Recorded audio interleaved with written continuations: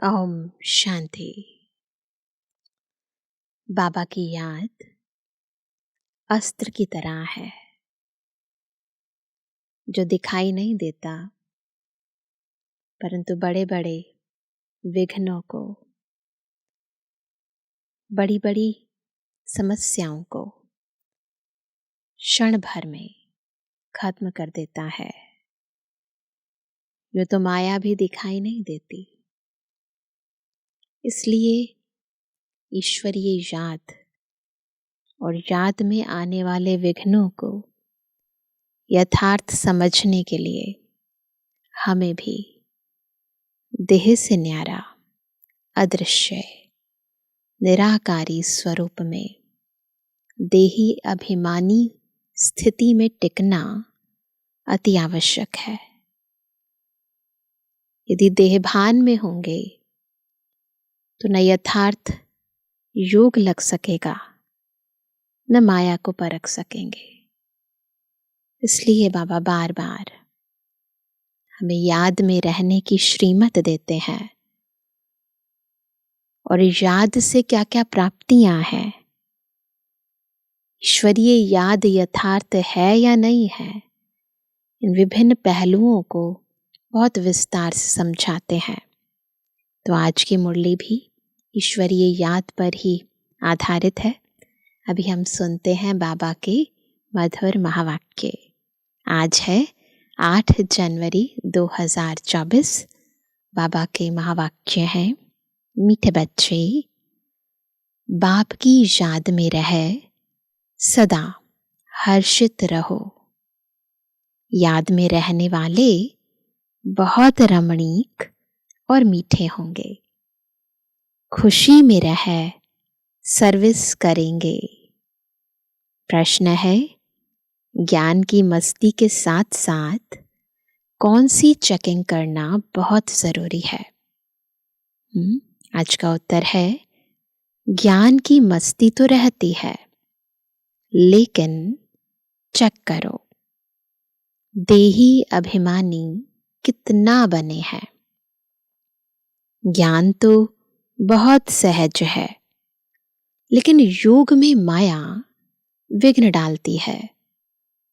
गृहस्थ व्यवहार में अनासक्त हो रहना है। ऐसा ना हो माया चूही अंदर ही अंदर काटती रहे और पता भी ना पड़े। अपनी नफ्स आपे ही देखते रहो कि बाबा के साथ हमारा हड्डी प्यार है।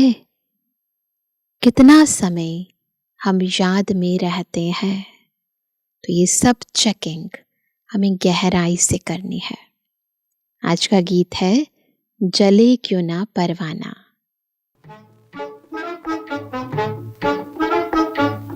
जले न क्यों, जले न क्यों, जले न क्यों परवाना, जले न क्यों परवाना। जले न क्यों, जले न क्यों, जले न क्यों परवाना, जले न क्यों परवाना। क्षमा दिखाकर हुस्न के जलवे, क्षमा दिखाकर हुस्न के जलवे, बना दे जब दीवाना, जले न क्यों परवाना।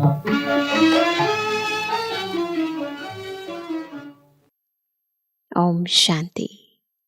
मीठे मीठे बच्चों ने गीत की लाइन सुनी। जबकि बाप इतना जलवा दिखाते हैं, तुम इतने हसीन बन जाते हो, तो क्यों ना ऐसे बाप का बन जाना चाहिए, जो बाप शाम से सुंदर बनाते हैं। बच्चे समझते हैं हम सांवरे से गोरे बनते हैं। बुद्धि से समझ आती है ना, स्वीकार होता है कि बाबा का ज्ञान अंदर धारण होता जा रहा है और मैं आत्मा पतित से पावन बनती जा रही हूँ। हल्कापन आ जाता है, खुशी आ जाती है। एक की बात नहीं है, वो लोग श्री कृष्ण को श्याम सुंदर कह देते हैं। चित्र भी ऐसा बनाते हैं कोई सुंदर तो कोई श्याम। मनुष्य समझते नहीं कि यह हो कैसे सकता है ना? एक ही आत्मा कैसे श्याम और फिर सुंदर? सतयुग का प्रिंस श्री कृष्ण सांवरा हो ना सके। श्री कृष्ण के लिए तो सब कहते हैं, क्या श्री कृष्ण जैसा बच्चा मिले, पति मिले, फिर वह श्याम कैसे हो सकता है? कुछ भी समझते नहीं है। श्री कृष्ण को सांवरा यानी श्याम क्यों बनाया है? कारण चाहिए, है ना? रीजन तो पता होना चाहिए ना। यह जो दिखाते हैं सर्प पर डांस किया, ऐसी बात तो हो ना सके। शास्त्रों में ऐसी ऐसी बातें सुनकर कह देते हैं, वास्तव में ऐसी कोई बातें है नहीं। जैसे चित्रों में दिखाते हैं, क्या दिखाते हैं चित्रों में? शेषनाग की शैया पर नारायण बैठा है। ऐसी कोई सर्प की शैया आदि होती नहीं। ये तो सब प्रतीकात्मक रूप से दिखा देते हैं। इतने सैकड़ों मुख होते हैं क्या? कैसे कैसे चित्र बैठ बनाए हैं। बाप समझाते हैं, इनमें कुछ भी रखा नहीं है। यह सब भक्ति मार्ग के चित्र हैं, परंतु यह भी ड्रामा में नोंद है। तो ड्रामा अनुसार सब कुछ ठीक है। शुरू से लेकर इस समय तक जो नाटक शूट हुआ है, उनको फिर रिपीट करना है। यह सिर्फ समझाया जाता है कि भक्ति में क्या क्या करते हैं, कितना खर्चा करते हैं, कैसे कैसे चित्र आदि बनाते हैं। आगे जब यह सब देखते थे, पहले जब हम ज्ञान में नहीं थे, तो आगे जब यह सब देखते थे तो इतना वंडर नहीं खाते थे। अब जब बाप ने समझाया है तो बुद्धि में आता है, बरोबर यह सब भक्ति मार्ग की बातें हैं। बुद्धि नहीं लगाते थे पहले तो। भक्ति में जो कुछ होता है वह फिर भी जरूर होगा, एज इट इज सब कुछ रिपीट होगा, सिवाय तुम्हारे और कोई भी यह समझ ना सके। यह तो जानते हो, ड्रामा में जो पहले से नूंद है वही होता रहता है। अधर्मों का विनाश, एक धर्म की स्थापना होती है। इसमें बड़ा कल्याण है। अभी तुम यह प्रार्थना आदि कुछ नहीं करते हो। वह सब करते हैं भगवान से फल लेने के लिए। फल क्या है? फल क्या है? फल है जीवन मुक्ति, इसलिए प्रार्थना करते हैं ना। तो यह सब समझाया जाता है। यहाँ है प्रजा का प्रजा पर राज्य। गीता में है, भारतवासी कौरव पांडव क्या करत भय। बरोबर यादवों ने मूसल निकाले, अपने कुल का विनाश किया।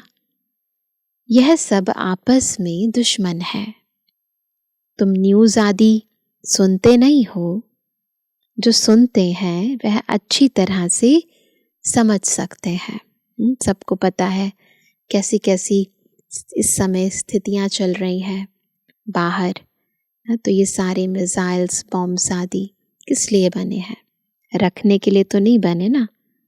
दिन प्रतिदिन अंदर खिटपिट बहुत है तो सब क्रिश्चियन, परंतु अंदर खिटपिट बहुत है।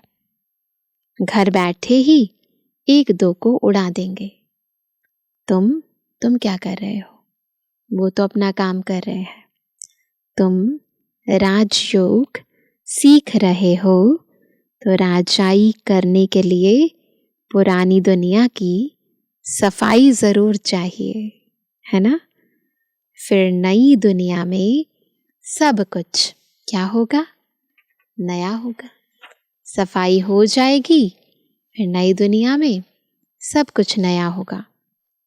5 तत्व भी वहां सत्व प्रधान होंगे।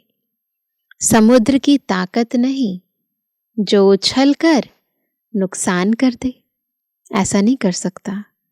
अभी तो 5 तत्व कितना नुकसान करते हैं। वहां सारी प्रकृति दासी हो जाएगी, इसलिए दुख की कोई बात नहीं। यह भी बना बनाया ड्रामा का खेल है। यदि ड्रामा समझते हैं तो दुख की बात नहीं, लेकिन अगर ड्रामा नहीं समझते, रियल समझते हैं तो फिर तो बहुत दुख होगा ना। तो इसलिए याद रखना है, ये ड्रामा है। स्वर्ग कहा जाता है सतयुग को। क्रिश्चियन लोग भी कहते हैं पहले पहले हेवन था। भारत अविनाशी खंड है। सिर्फ उन्हों को पता नहीं कि हमको लिबरेट करने वाला बाप भारत में आता है। शिव जयंती भी मनाते हैं तो भी समझ नहीं सकते हैं। वंडर है, शिव जयंती मनाते हैं, हर वर्ष मनाते हैं, फिर भी ये बात नहीं समझते हैं कि इसका अर्थ क्या है, कि खुद परमात्मा इसी सृष्टि पर, इसी भारत देश में अवतरित होते हैं, तो नहीं समझते हैं। तो बाबा कहते हैं कि तो भी समझ नहीं सकते हैं, अभी तुम समझाते हो कि भारत में शिव जयंती मनाई जाती है। जरूर शिव बाबा ने भारत में आकर हेवन बनाया है, अब फिर बना रहे हैं। जो प्रजा बनने वाले होंगे ना, उन्हों की बुद्धि में कुछ भी बैठेगा नहीं, है ना। इसीलिए परेशान नहीं होना। अगर किसी की बुद्धि में कुछ बैठता नहीं है, समझ जाओ, है ना, कि आत्मा इसका पार्ट यही है। तो हम खुद परेशान होकर अपना पार्ट खराब नहीं करें। इसलिए बाबा कहते हैं कि तो उनकी बुद्धि में कुछ बैठेगा नहीं। जो राजधानी वाले होंगे वह समझेंगे बरोबर हम शिव बाबा के बच्चे हैं। प्रजापिता ब्रह्मा भी है, लिबरेटर, ज्ञान का सागर खुद बाबा है। ब्रह्मा को नहीं कहेंगे, ब्रह्मा भी उनसे लिबरेट होता है। लिबरेट सबको एक बाप ही करते हैं, क्योंकि सब तमो प्रधान है। ऐसे अंदर में विचार सागर मंथन चलना चाहिए। हम ऐसी मुरली चलाएं, कैसी मुरली चलाएं, जो मनुष्य झट समझ जाए। बच्चे नंबरवार तो है ही, यह है नॉलेज। इनकी रोज स्टडी करनी चाहिए। एक दिन भी नागा नहीं, रोज स्टडी करनी चाहिए। डर के मारे पढ़ाई ना पढ़ना, यह तो ठीक नहीं है, तो गलत बात है ना। फिर कहेंगे कर्म बंधन है। देखो शुरू में कितने छूट कर आए, फिर कहीं चले भी गए, हुआ ना ऐसे। सिंध में बहुत बच्चियां आई, फिर हंगामे के कारण कितने दुश्मन बन पड़े। पहले उन्हों को ज्ञान बहुत अच्छा लगता था, समझते थे इनको डॉट यानी भगवान की देन मिली हुई है, ऐसे कहते थे। अब भी ऐसे समझते हैं कि कोई शक्ति है, यह नहीं समझते कि भगवान की प्रवेशता है। यथार्थ ज्ञान नहीं है, बस थोड़ी सा अनुभव है कि हाँ कोई पावर जरूर है। आजकल रिद्धि सिद्धि की ताकत तो बहुतों में है, गीता उठाकर सुनाते रहते हैं। बाप कहते हैं यह सब भक्ति मार्ग की पुस्तकें हैं।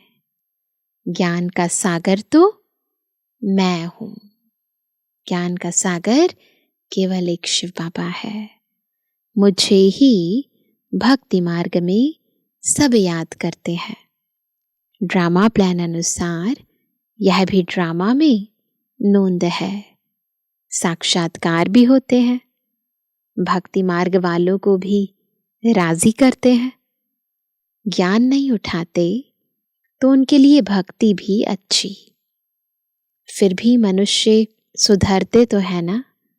भक्ति में भी बहुत सारी मनुष्य आत्माएं ऐसी हैं जो बहुत ही पुण्य का काम करती हैं। के मैनर्स बहुत अच्छे होते हैं। चोरी आदि नहीं करेंगे।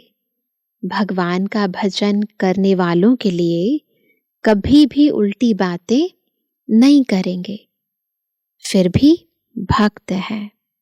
आजकल तो भल भक्त हैं, फिर भी बहुत देवाला मार देते हैं न। भक्ति भी पहले सतो प्रधान, सतो रजो तमो, तमो प्रधान हो जाती है ना। ऐसे नहीं कि शिव बाबा का बच्चा बना तो देवाला नहीं मारेंगे। पास्ट का कर्म है तो देवाला मारते हैं। ज्ञान में आने से भी देवाला मार देते हैं। इसमें ज्ञान का कोई ताल्लुक नहीं। अगर स्थूल रूप में कोई चीज आपके पास है, चली जाती है ना, देवाला मार देते हैं, तो इससे ज्ञान का या भक्ति का कोई ताल्लुक नहीं है। जो कुछ हमारे साथ हो रहा है हमारे ही किए गए कर्मों का फल है। तुम बच्चे अब सर्विस पर लगे हुए हो, समझते हो श्रीमत पर सर्विस में लगने से फल पाएंगे। हमको सब कुछ वहां ट्रांसफर करना है। बैग, बैगेज सब कुछ ट्रांसफर कर देना है। बाबा को शुरू में बहुत मजा आया था। वहां से जब निकला तो गीत बनाया। कौन सा गीत सबको याद है? अल्फ को मिला अल्लाह, बे को मिली बादशाही। बाबा को तो नशा चढ़ गया था। श्री कृष्ण का चतुर्भुज का साक्षात्कार हुआ। समझा द्वारिका का बादशाह बनूंगा। ऐसा नशा चढ़ता था। अब यह विनाशी पैसा क्या करेंगे? तो तुम बच्चों को भी खुशी होनी चाहिए। हमको बाबा स्वर्ग की बादशाही देते हैं, परंतु बच्चे इतना पुरुषार्थ ही नहीं करते हैं। चलते चलते गिर पड़ते हैं। अच्छे अच्छे बच्चे, बाबा को निमंत्रण देने वाले, कभी बाबा को याद नहीं करते। देखो बाबा कंप्लेंट कर रहे हैं और खुद को हमें चेक करना है। बाबा के पास पत्र आना चाहिए कि बाबा हम बहुत खुश हैं, आपकी याद में मस्त रहते हैं। बहुत हैं जो कभी याद नहीं करते। याद की यात्रा से ही क्या होगा? खुशी जोर से चढ़ेगी। तो खुशी का आधार क्या है? बाबा की याद। जो जितना बाबा को याद करते हैं उतना खुश रहते हैं। ज्ञान में भल कितना भी मस्त रहते हैं, परंतु देह अभिमान कितना है। ज्ञान का भी अभिमान हो जाता है कि हमें तो सब पता है। देही अभिमानी पना कहाँ है, पूछ रहे हैं बाबा। ज्ञान तो बड़ा इजी है। योग में ही माया विघ्न डालती है। पहला सब्जेक्ट तो कर लेते हैं, दूसरा सब्जेक्ट बहुत इंपॉर्टेंट है। गृहस्थ व्यवहार में भी अनासक्त हो रहना है। ऐसा ना हो जो माया अंगूरी लगा दे। माया काटती ऐसे है, कैसे काटती है? जैसे चूहा, चूहा ऐसे काटता है, बहुत अच्छा तरीका है, जो भल खून निकल आए पर पता ना पड़े ना। बच्चों को पता नहीं पड़ता कि देह अभिमान आने से कितना नुकसान होता है। थोड़ा भी आया ना कि मैंने किया, मैं करता हूं, मुझे क्यों नहीं ऐसे, बस जितना भी किया सब बीच खत्म हो जाता है। तो बाबा कहते हैं कि पता नहीं पड़ता है कि देह अभिमान आने से कितना नुकसान होता है। ऊंच पद पा नहीं सकेंगे, बाप से पूरा वर्षा लेना चाहिए। मम्मा बाबा मुआफिक हम भी तख्त नशीन बने, बाप है दिल लेने वाला। दिलवाड़ा मंदिर में भी पूरा यादगार है ना। दिलवाड़ा मंदिर है ना, दिल वाला का मंदिर। अंदर हाथियों पर महारथी बैठे हैं, देखा है ना सबने दिलवाड़ा मंदिर में। अंदर बड़े बड़े हाथी हैं, उस पर दिखाते हैं महारथी बैठे हैं। तुम्हारे में भी महारथी, घोड़े सवार, प्यादे हैं।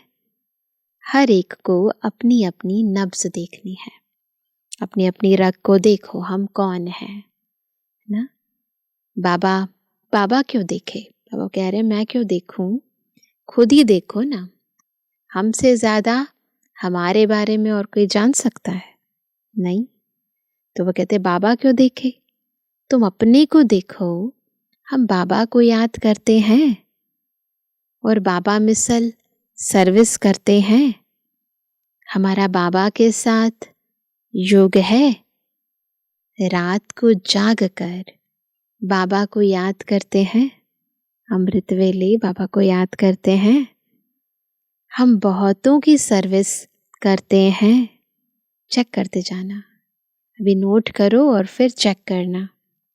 चार्ट रखना चाहिए बाबा को हड्डी यानी जिगरी कितना याद करते हैं। कोई समझते हैं हम निरंतर याद करते हैं, बाबा हमारे सारे वहम दूर कर रहे हैं। तो बाबा कहते हैं कोई समझते हैं हम निरंतर याद करते हैं, यह नहीं हो सकता। कहीं समझते हैं हम बाबा के बच्चे बन गए बस। परंतु क्या? अपने को आत्मा समझ बाप को याद करना है ना। ये विधि है। जब तक आत्मिक स्थिति में स्थित नहीं हुए तब तक बाबा को याद नहीं कर सकते। बाबा की याद बगैर कुछ काम किया गोया बाबा को याद नहीं करते।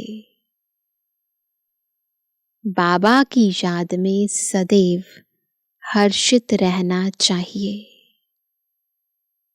याद में रहने वाला सदैव, निशानी क्या है? रमणीक रहेगा, हर्षित मुख रहेगा। किसको बहुत खुशी से और रमणीकता से समझाएंगे। समझाने का तरीका भी रमणीक होना चाहिए, ऐसे बोर वाला नहीं होना चाहिए, सीरियस नहीं, रमणीकता से समझाओ। बहुत थोड़े हैं जिनको सर्विस का बहुत शौक है। चित्रों पर समझाना बहुत सहज है। यह है ऊंचे ते ऊंचा भगवान, फिर उनकी रचना हम सब आत्माएं भाई भाई हैं, ब्रदरहुड है। उन्होंने क्या कह दिया? उन्होंने फादरहुड कह दिया है। पहले शिव बाबा के चित्र पर समझाना है कि यह है सब आत्माओं का बाप, परम पिता परमात्मा निराकार। हम आत्मा भी निराकार है, भ्रुकुटी के बीच में रहती है। शिव बाबा भी स्टार है, परंतु स्टार की पूजा कैसे हो, इसलिए बड़ा बनाते हैं। बाकी आत्मा कभी 84 लाख जन्म नहीं लेती है। बिल्कुल क्लियर करके समझाना है।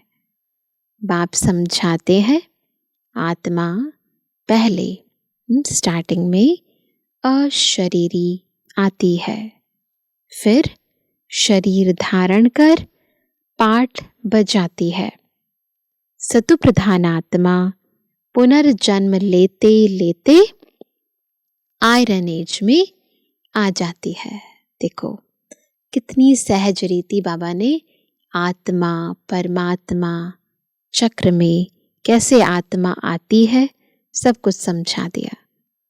बाद में आने वाले तो 84 जन्म नहीं लेंगे, सब तो 84 जन्म ले नहीं सकते।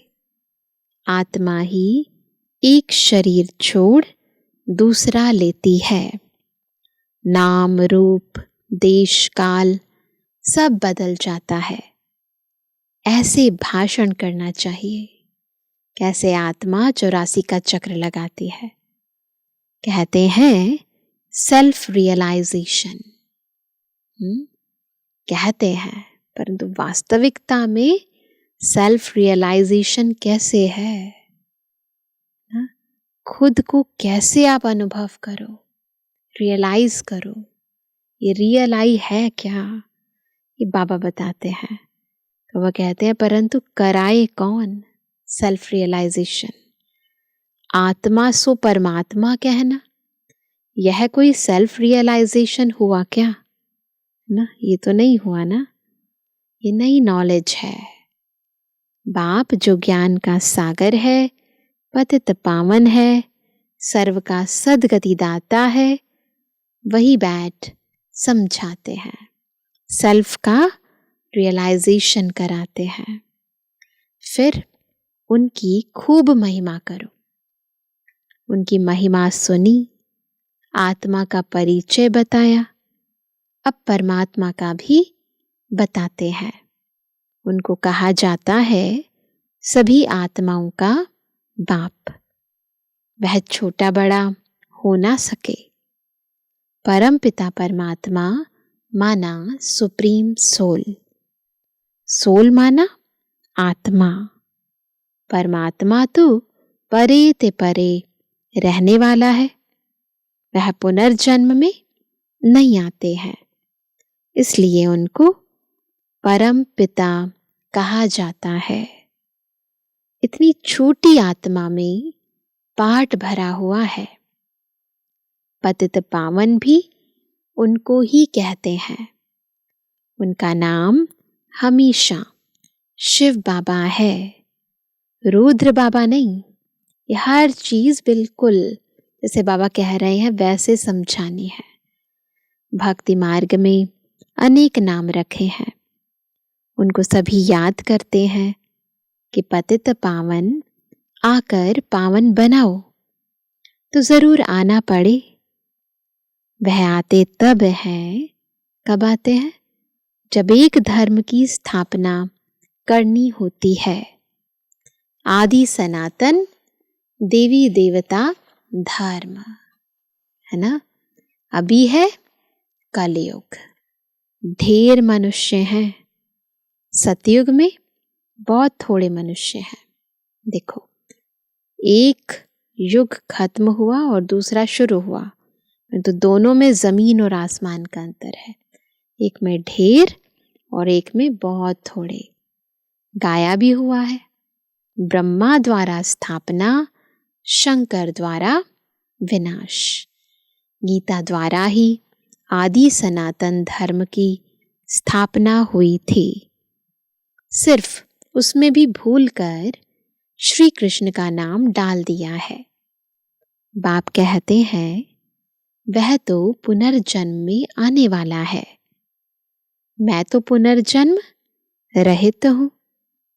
तो अब जज करो कि परम पिता परमात्मा निराकार शिव या श्री कृष्ण, गीता का भगवान कौन? करो जज। भगवान तो एक को कहा जाता है। फिर अगर इन बातों को कोई मानता नहीं है तो समझना चाहिए यह अपने धर्म का नहीं है। सतयुग में आने वाला झट मानेगा और पुरुषार्थ करने लग पड़ेगा। पता चल जाता है ना कि ये सतयुग में आने वाला है या त्रेता में। मूल बात है ही यह, इसमें तुम्हारी विजय है। परंतु क्या आ जाता है, देही अभिमानी अवस्था कहाँ है ना। एक दो के नाम रूप में फंसते हैं। भक्ति मार्ग में भी कहते थे परवाह थी पार ब्रह्म में रहने वाले परमात्मा की। बाकी डर किसका, बहुत हिम्मत चाहिए। भाषण करने वालों को आत्मा का ज्ञान बहुत मस्ती से देना चाहिए। मस्त होकर देंगे, बिल्कुल अथॉरिटी से बोलेंगे तो फिर उसका असर होगा। फिर परमात्मा किसको कहा जाता है, इस पर भी समझाना चाहिए। बाप की महिमा है क्या, प्रेम का सागर, ज्ञान का सागर। वैसे बच्चों की भी महिमा है। किसको गुस्सा करना, मना लॉ हाथ में उठाना। गुस्सा करना यानी अपने हाथ में कानून उठाना। बाबा कितना मीठा है। बच्चे कोई काम में नटाते यानी मना करते हैं तो नटवर नहीं बनेंगे। अगर कोई काम को मना कर देते हैं, ना कर देते हैं ना, तो बाबा कहते हैं नटवर नहीं बनेंगे। तो नटाना यानी मना कर देना। तो इसीलिए किसी भी काम को, बाबा की कोई भी सेवा को कभी भी मना नहीं करना है। ना यानी नास्तिक हो जाते हैं। तो बहुत मीठा बनना है। अच्छा, मीठे मीठे सर्व से एबल आज्ञाकारी बच्चों पर माता पिता बाप दादा का याद तारा। Good morning. रूहानी बच्चों की रूहानी बाप दादा को गुड मॉर्निंग, नमस्ते नमस्ते नमस्ते बाबा। धारणा के लिए मुख्य सार, पहला, अपना बैगेज सब ट्रांसफर कर बहुत खुशी और मस्ती में रहना है। मम्मा बाबा समान तख्त नशीन बनना है। जिगरी याद में रहना है। दूसरा, किसी के डर से पढ़ाई कभी नहीं छोड़नी है। याद से अपने कर्म बंधन हल्के करने हैं। कभी क्रोध में आकर लौ हाथ में नहीं उठाना है। किसी सेवा में ना नहीं करनी है। आज का वरदान है रॉयल और सिंपल। रॉयल भी और सिंपल भी, दोनों के बैलेंस से कार्य करने वाले ब्रह्मा बाप समान भव। ना ऊपर ना नीचे, बिल्कुल बीच का। तो कैसे ब्रह्मा बाप समान बनेंगे, जब रॉयल और सिंपल दोनों के बैलेंस से कार्य करेंगे। जैसे ब्रह्मा बाप साधारण रहे, न बहुत ऊंचा न बहुत नीचा। ब्राह्मणों का आदि से अब तक का नियम है क्या, कि न बहुत सादा हो न बहुत रॉयल हो, बीच का होना चाहिए। अभी साधन बहुत है, साधन देने वाले भी हैं, फिर भी कोई भी कार्य करो तो बीच का करो। ऐसा कोई न कहे कि यहां तो राजाई ठाठ हो गया है। जितना सिंपल उतना रॉयल, दोनों का बैलेंस हो, ये बहुत जरूरी है। स्लोगन है, दूसरों को देखने के बजाय स्वयं को देखो और याद रखो, जो कर्म हम करेंगे हमें देख और करेंगे। तो आज का अव्यक्त मास का विशेष पॉइंट अभी सुनेंगे। अव्यक्ति साइलेंस द्वारा डबल लाइट फरिश्ता स्थिति का अनुभव करो। अभी आपकी सारी कारोबार श्रेष्ठ संकल्प द्वारा इशारों से चलनी चाहिए। संकल्पों से कारोबार चलनी चाहिए। ऐसे लाइट रूप में रहो जो व्यर्थ संकल्प, व्यर्थ समय समाप्त हो जाए। वही संकल्प उठे जो होना है, और जिसको करना है उनकी बुद्धि में भी वही संकल्प उठे कि यही करना है। तब यह साकार वतन, सूक्ष्म वतन बनेगा। तो इसकी बहुत प्रैक्टिस करनी है। इसलिए बार बार बाबा देही अभिमानी स्थिति, साइलेंस में रहकर बाबा की याद में समा जाने का अभ्यास, बाबा से रूह रिहान करने का अभ्यास, फरिश्ता बन जाने का अभ्यास कराते हैं, ताकि ये साकार वतन सूक्ष्म वतन बन जाए। तो आज भी हम यही अभ्यास करेंगे। अच्छा, ओम शांति।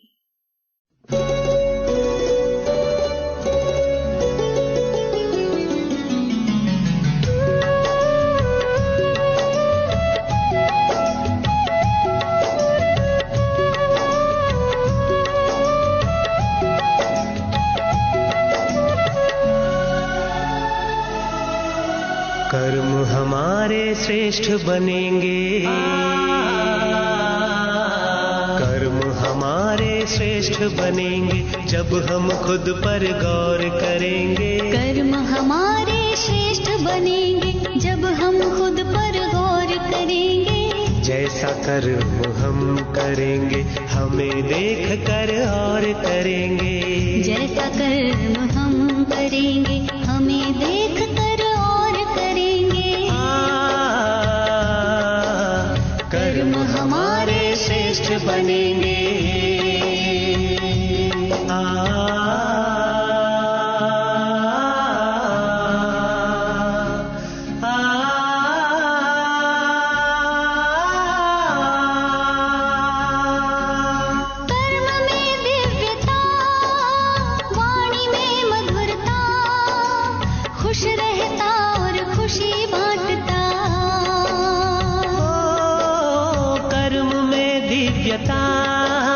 वाणी में मधुरता, खुश रहता और खुशी बांटता।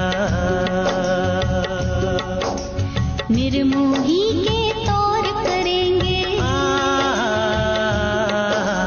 निर्मोही के तौर करेंगे जब हम खुद पर गौर करेंगे। जैसा कर्म हम करेंगे हमें देख कर और करेंगे। कर्म हमारे श्रेष्ठ बनेंगे।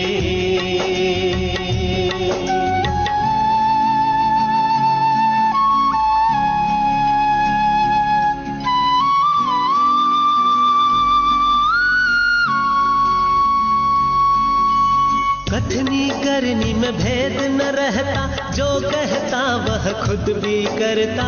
आदेशों को स्वीकारेंगे, कोई भी न शोर करेंगे। कथनी करनी में भेद न रहता, जो कहता वह खुद भी करता। आदेशों को स्वीकारेंगे, कोई भी न शोर करेंगे। कर्म हमारे श्रेष्ठ बनेंगे जब हम खुद पर गौर करेंगे।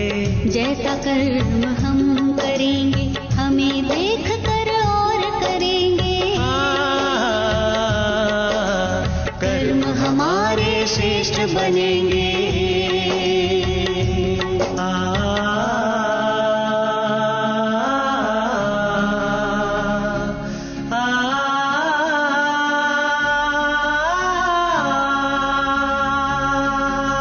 नम्र रहता और झुकता, ग्लानि निंदा सब कुछ सहता। नम्र रहता और झुकता, ग्लानि निंदा सब कुछ सहता। अपनी कमियों को भरेंगे, अपनी कमियों को भरेंगे, तब ही हम सिरमौर बनेंगे। जैसा कर्म हम करेंगे हमें देख कर और करेंगे। कर्म हमारे श्रेष्ठ बनेंगे जब हम खुद पर गौर करेंगे। कर्म हमारे श्रेष्ठ बनेंगे जब हम खुद पर गौर करेंगे। जैसा कर्म हम करेंगे हमें देख कर और करेंगे। जैसा कर्म हम करेंगे हमें देख कर और करेंगे। कर्म हमारे श्रेष्ठ बनेंगे जब हम खुद पर गौर करेंगे। कर्म हमारे श्रेष्ठ बनेंगे जब हम खुद पर गौर करेंगे। जैसा कर्म हम करेंगे हमें देख कर और करेंगे। हमें देख कर और करेंगे। हमें देख